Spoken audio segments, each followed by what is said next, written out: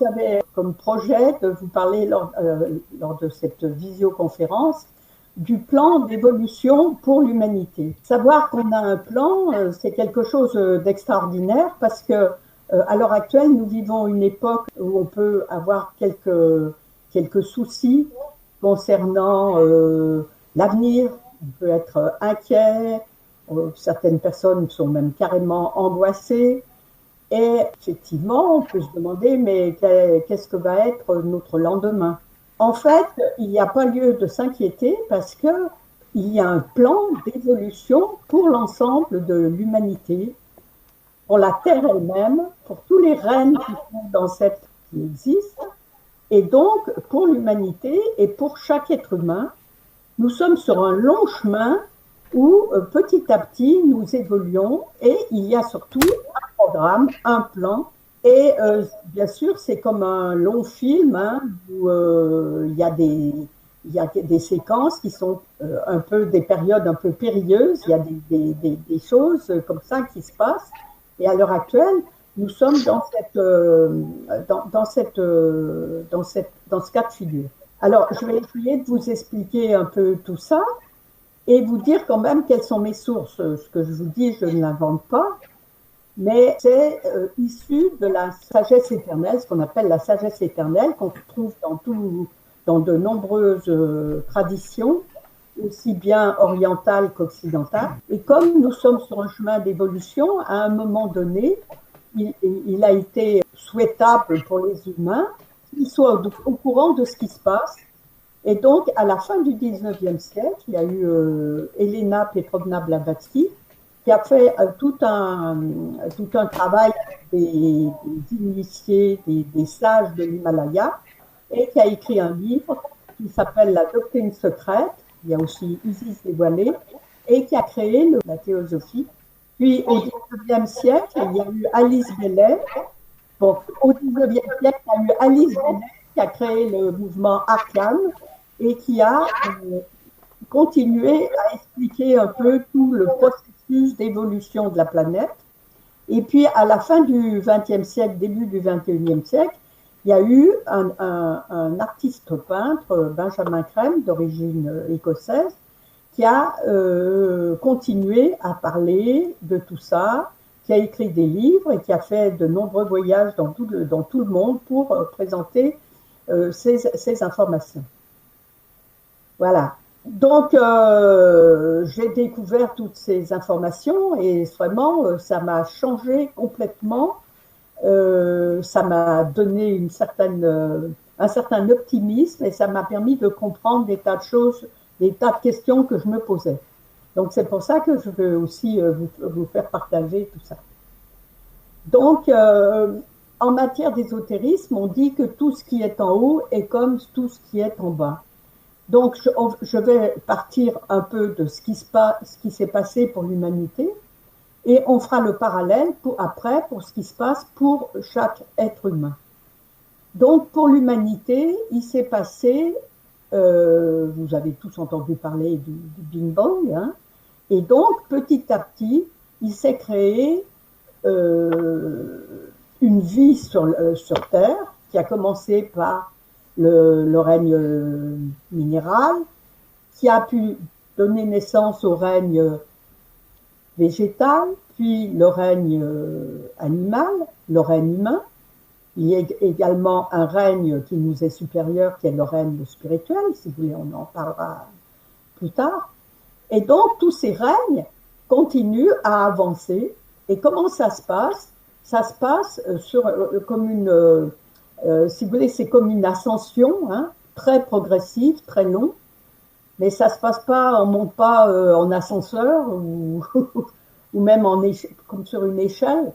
Ça se passe, on monte comme si on progresse petit à petit par des cercles et on monte comme si on montait sur une spirale avec des stades. Et donc, il y a eu une période où l'homme a dû développer toute sa partie physique. Hein, il était en état de trouver ses ressources, de se nourrir, de se défendre,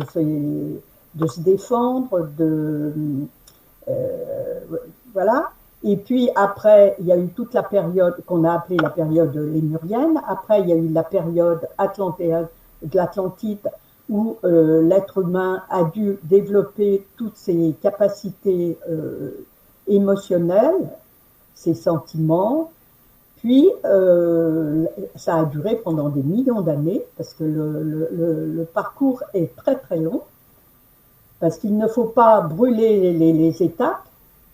Et puis, il y a eu à la fin, là, nous sommes en ce moment dans la période arienne, qui n'a que quelques 100 000 années derrière elle, où on commence à accéder au plan mental. Et donc, toute cette progression se fait, comme je vous l'explique, par cercles concentriques et se fait très lentement, parce que si nous brûlons les étapes, eh bien, nous perdons du temps, et c'est exactement comme par exemple, quand on élève un enfant, on ne peut pas considérer un bébé comme on considère un adolescent ou même un adulte. Hein. Si on veut aller trop vite, eh bien, on fait plus de mal que de bien. Donc, on a une évolution très très longue, et le but pourquoi cette évolution? Eh bien, parce qu'on a une mission. La mission, c'est de spiritualiser la matière. Alors, ce qui est très compliqué pour l'être humain, c'est que c'est la difficulté de l'homme, c'est qu'il est à la fois matière et à la fois il est spirituel. Et il est si vous voulez, comme entre ces deux plans, et c'est quand même une situation assez difficile pour lui. Mais si vous voulez, comme je vous explique que ce qui est en haut est comme ce qui est en bas, je vais vous expliquer quand même ce qui me paraît évident, c'est de savoir comment est constitué l'être humain. L'être humain est constitué d'un corps physique, ce que vous connaissez bien, que vous voyez tous les jours dans la glace. Ça vous permet de reconnaître aussi vos voisins, ça vous permet de vous nourrir, de vous déplacer. Enfin bon, je ne peux pas vous décrire votre corps physique, vous le connaissez bien. Il y a un deuxième corps qu'on appelle le corps astral ou corps émotionnel, qui est le siège de toutes nos émotions, nos désirs, nos passions, nos sentiments. Et on peut dire que ce corps est un corps, à l'heure actuelle, qui est très puissant et qui domine pratiquement à 90% même de l'humanité. C'est-à-dire qu'on est beaucoup dans le désir, dans toujours essayer d'avoir plus. On est toujours dans la recherche du plaisir. C'est un peu ça notre plan émotionnel, mais qui a aussi un très bon aspect, c'est tout l'aspect des sentiments, de l'amour, du ressenti. Et puis, on a un troisième corps qui est le corps mental. Ce corps mental, il y a un corps mental inférieur qui est le domaine de la logique, de la compréhension. C'est tout ce qui nous aide dans la vie, par exemple déclarer nos impôts, prendre le train à l'heure, comprendre tout ce qu'on lit. Enfin, c'est ce dont nous nous servons classiquement. Et puis, on a un mental supérieur qui est du domaine de l'intuition. Ce domaine, ce corps mental supérieur, il n'est pas développé, il émerge juste maintenant. Hein. Il va se développer de plus en plus. Et puis aussi, certaines personnes ont cette intuition, mais ne font pas forcément confiance à cette intuition parce que ce n'est pas encore entré dans les mœurs et on aime avoir des preuves, des choses comme ça. Parce que quand on est dans le domaine de l'intuition, on sait une chose absolument comme ça, ça nous vient et on en est certaine, mais on n'a pas à faire une démarche intellectuelle pour le prouver. Donc ces trois corps constituent ce qu'on appelle la personnalité. La personnalité, c'est ce qui nous caractérise chacun. Et au fur et à mesure de notre évolution, on va d'abord développer ce corps physique. À l'heure actuelle, au niveau de l'humanité, ce corps physique, tout le monde a dépassé ce stade, hein, à part peut-être quelques tribus dans des forêts primitives du monde. Mais actuellement, l'humanité fonctionne plutôt sur le plan émotionnel. Et pour en revenir à notre personnalité, il est important que tous ces trois corps vivent en bonne intelligence. C'est-à-dire que si un de ces aspects, c'est-à-dire que si on ne vit que sur le plan physique, ce n'est pas, on a une personnalité très primitive, hein. On a besoin de fonctionner avec ces trois corps et que un ne prenne pas le dessus sur les autres. Parce que par exemple, quelqu'un qui ne serait que sur le plan mental serait quelqu'un qui serait assez sec, assez desséché, qui n'aurait aucun sentiment. Par contre, quelqu'un qui est que sur le plan émotionnel, par exemple dans l'éducation, si on est que sur le plan émotionnel et qu'on ne fait pas intervenir le mental, on va tout passer aux enfants, on va être complètement dans la symbiose et on n'aidera pas l'enfant à grandir.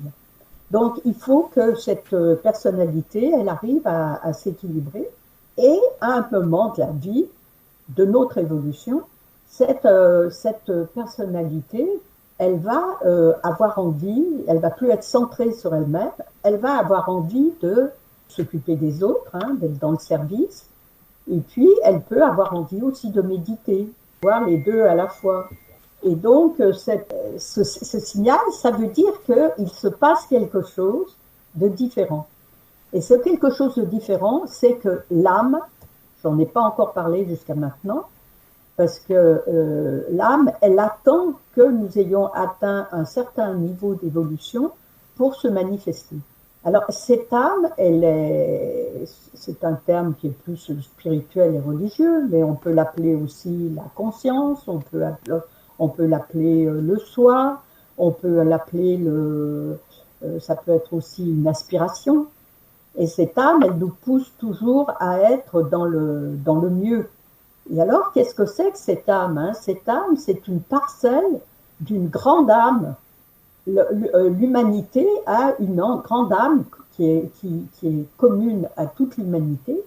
Et c'est une parcelle. Nous avons cette petite parcelle d'âme. Et donc, comme je vous expliquais,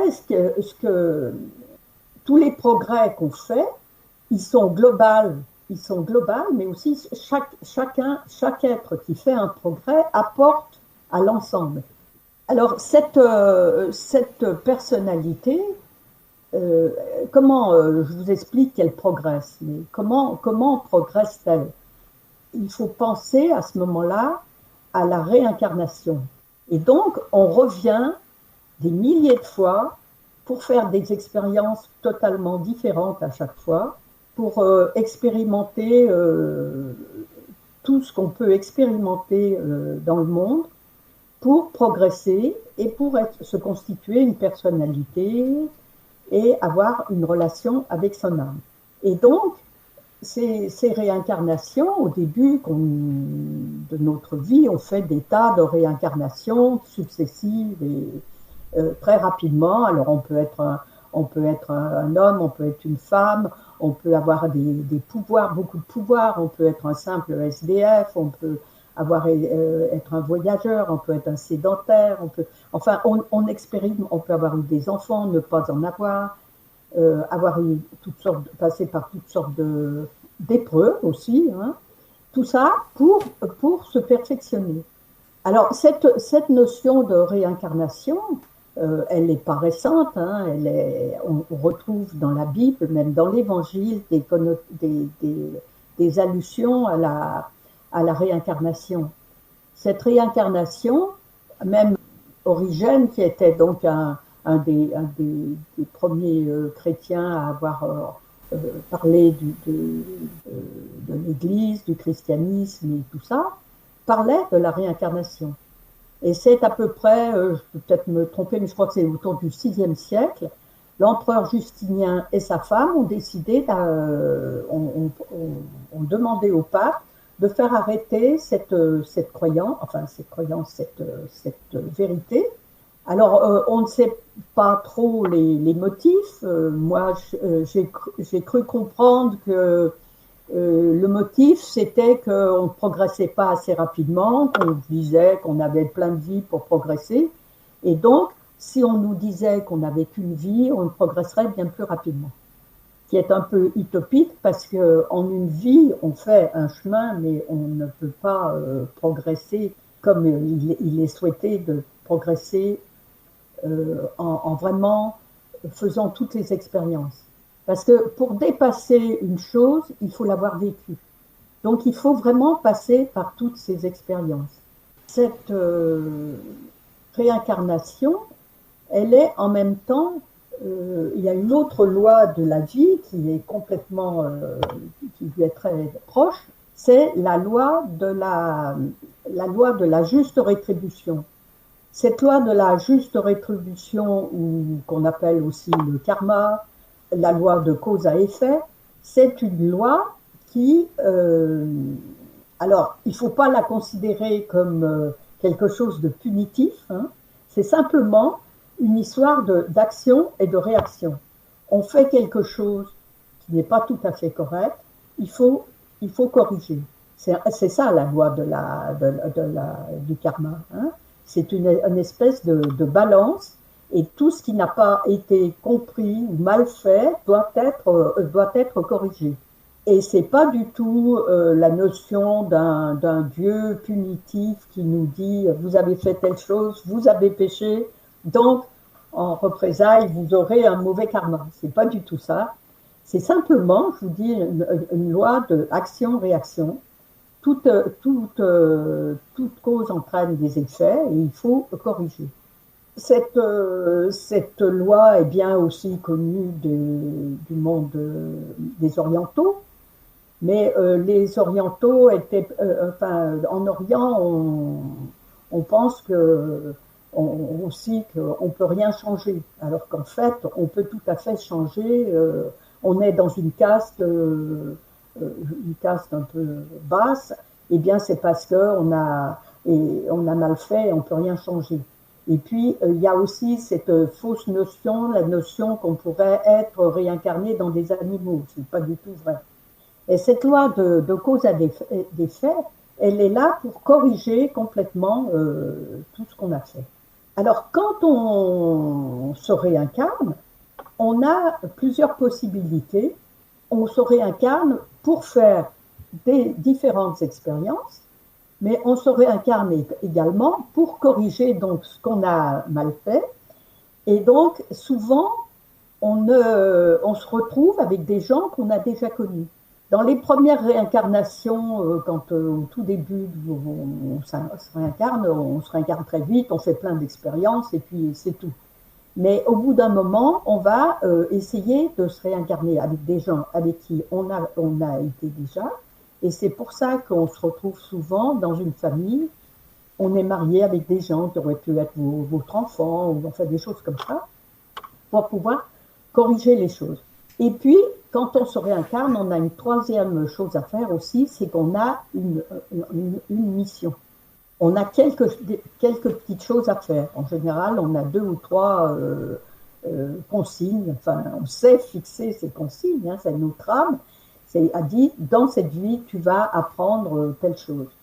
Ou tu vas, alors ça peut être de tout ordre, hein, puisqu'on a je vous dis, on a des milliers de vies à faire. Ça peut être se débarrasser de la peur. Ça peut être régler une relation qu'on avait eue qui était nocive ou perverse ou tout simplement une mésentente. Ça peut être apprendre à être dans la communication. Ça peut être ou alors on a des missions un peu plus au fur et à mesure qu'on évolue, des missions qui peuvent être de plus en plus ciblées. Alors, pour en revenir au karma, je voulais vous dire aussi qu'on se fait souvent une idée qu'on a du mauvais karma. Mais parce que l'être humain a toujours tendance à penser on voit toujours ce qui va mal. Mais dans la vie, on fait des tas de choses qui sont bien. On a des tas de moments où on est heureux, des tas de moments où on a du plaisir. Et quand on est, par exemple, on fait correctement son travail, quand on est un bon parent, eh bien, tout ça, c'est du bon karma, et donc ça rééquilibre. Et dans cette notion de karma, il y a l'idée aussi que quand on s'occupe des autres, quand on fait du bien aux autres, eh bien, on a un bon karma. Enfin bon, c'est un peu, je vous en parle un peu d'une façon humoristique, hein, mais en fait, c'est ça. Alors, pour en revenir à notre évolution, on a, par exemple, quand on nous dit, ben, on va avoir telle mission à remplir quand on va revenir, on va s'aider en choisissant au moment de sa naissance, notre âme va nous donner certaines qualités et elle va nous donner aussi certaines barrières aussi pour faire ce qu'on a à faire. On ne peut pas tout faire, donc on ne peut pas, comme on n'a que certaines choses à réaliser, on va nous donner, je vous dis, les outils pour arriver à concrétiser ce qu'on a à faire. Alors, ces outils, ce sont ce qu'on appelle ce sont des qualités, qu'on appelle aussi des rayons. Alors, je vais vous en parler très, très brièvement parce que ça pourrait être l'objet de toute une discussion, de toute une conférence. De même qu'il y a la lumière est décomposée en 7 couleurs, qu'il y a 7 notes dans la gamme, il y a 7 rayons qui ont des qualités. Et alors, si vous voulez, je peux vous les énumérer. Le rayon 1, c'est la volonté, essentiellement. Le rayon 2, c'est l'amour-sagesse. Le rayon 3, c'est l'intelligence et la créativité. Le rayon 4, c'est l'harmonie par le conflit, et puis les beaux-arts. Le rayon 5, c'est la science. Le rayon 6, c'est l'idéalisme et la dévotion. Et le rayon 7, c'est l'organisation et le rituel. Donc, quand vous venez sur Terre, vous avez une qualité qui est sur chacun de vos corps. C'est-à-dire que vous allez avoir une qualité sur votre corps physique. Alors, en général, c'est surtout, par exemple, 3 ou 7. Donc, l'un, c'est plutôt un sprinter et l'autre, c'est plutôt quelqu'un qui est plutôt dans l'endurance. Voilà. Donc, on a un corps physique qui est comme ça. Après, on a sur le corps émotionnel, on va choisir une qualité, un rayon, sur le corps mental aussi, sur la personnalité. Et puis l'âme a, elle aussi, un rayon qu'elle garde, elle, de vie en vie, pendant très longtemps. Je ne vous ai pas dit non plus comment ça se passait, ces réincarnations. Au moment de notre décès, de la mort, bien sûr, notre corps va disparaître, mais il va être maintenu, gardé en réserve, 3 atomes, un atome de notre corps physique, un atome de notre corps mental et un atome de notre corps émotionnel, et qui va être réutilisé au moment de notre prochaine vie. C'est-à-dire que vous allez garder le même taux vibratoire que vous aviez quand vous êtes de votre vie précédente. Alors, qu'est-ce que ça veut dire, ce taux vibratoire? C'est-à-dire que toute l'expérience, tous les progrès que vous avez acquis, vous allez les garder. Bien sûr que, par exemple, vous avez appris le russe ou vous étiez très fort en maths, c'est pas forcément dans votre vie suivante que vous aurez les mêmes qualités. Ça ne vous reviendra pas, bien sûr. D'autant que vous n'aurez pas les mêmes rayons, donc vous ne serez peut-être pas un scientifique, mais cette fois-ci, vous serez peut-être plutôt dans le domaine de l'art, donc ça ne sera pas du tout la même chose. Et vous gardez ce taux vibratoire, et donc vous ne reculez jamais. Et quand je vous expliquais que tout ce qui est en haut est comme ce qui est en bas, pour l'humanité, c'est pareil. L'humanité, elle ne progresse pas par des réincarnations, elle progresse par des grands cycles, qui sont des grandes rondes. Et au cours de ces rondes, il y a des changements d'air tous les 2000 ans. Et à chaque fois, c'est comme une montée, comme une spirale qui monte très doucement. Et où chacune de ces aires, il y a une qualité aussi à développer. Donc nous quittons l'ère du poisson, qui avait comme qualité l'idéalisme et la dévotion, qui avait comme chemin de vie à faire de développer son individualité, contrairement à l'ère avant où les gens étaient beaucoup plus suivaient, étaient plus dans un état grégaire.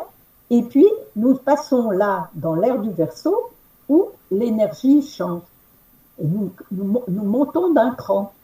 Et l'énergie va changer, et là, c'est une énergie, c'est plus basé sur le rayon 7, qui est donc essentiellement l'harmonie, et donc, on va aller vers je pourrais dire, des lendemains qui chantent, mais nous passons une période très difficile à l'heure actuelle, puisqu'il existe des énergies encore du poisson pour tout ce qui est nos institutions, nos systèmes politiques, les choses comme ça, et puis que les énergies du Verseau arrivent de plus en plus rapidement, les jeunes sont sur cette énergie, et donc fatalement il y a un conflit. En plus, on a fait quand même quelques erreurs en développant beaucoup trop notre compétition, on est beaucoup dans le matériel, on est beaucoup dans la consommation, sur le plan écologique, on a fait pas mal de bêtises. Donc là, il va falloir donc remettre les choses en ordre. Mais il y a deux bonnes nouvelles. Une bonne nouvelle, c'est que toujours après une période un peu mouvementée, vient une période de calme, parce qu'on est toujours sur cette balance. Après, c'est tout à fait dans l'évolution. Et puis, à chaque fois qu'on change d'air, arrive toujours un instructeur pour aider l'humanité, parce que l'humanité est un peu déconcertée par ces nouvelles énergies qui arrivent, et donc elle a besoin de guide. Et donc, si on repartait en arrière, on verrait qu'il y a toujours eu ce genre de guide. Il y a eu Mitra, Hercule, Hermès, Confucius, Bouddha, enfin bon, je ne veux pas tous vous les énumérer. Et donc là, on attend quelqu'un qui s'appelle Maitreya et qui va venir pour nous aider et qui viendra là accompagné d'autres maîtres. Et ces maîtres sont des êtres comme vous et moi, mais qui ont justement évolué beaucoup plus rapidement et qui sont maintenant, qui constituent ce qu'on appelle le règne spirituel. Alors, pour en revenir à notre constitution de l'être humain, comme j'ai expliqué, cette progression lente qui se fait, actuellement, nous abordons aussi une autre phase, c'est que nous sommes de plus en plus, il n'y a qu'une partie de la population a commencé à accéder au plan mental, mais ce peu de personnes qui ont accédé au plan mental entraînent toute l'humanité, et on voit bien que, par exemple, sur un plan de la société, maintenant, beaucoup de gens commencent à réfléchir, à penser, à essayer de faire bouger les lignes.